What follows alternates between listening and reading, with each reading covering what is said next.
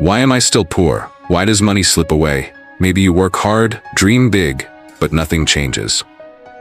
Poverty isn't just about money, it's about mindset, habits, and choices. Today, I'll expose the real reasons why you're poor. You think your salary will make you rich, but the moment you earn, you spend. The more you earn, the more your lifestyle expands. Savings, investments, never in your mind. Then you wait for the next salary and the cycle repeats. You love blaming the government, the economy, your boss, your parents, but has blaming ever put money in your pocket? Successful people find solutions. They take responsibility. You love comfort, you fear change, you scroll instead of learning, sleep instead of chasing goals. If you don't get uncomfortable now, life will make you uncomfortable forever.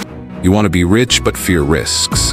The rich take calculated risks. They fail, learn, and try again. The poor, they just dream and wait for the right time that never comes. The way out? Change your mindset. Learn about money.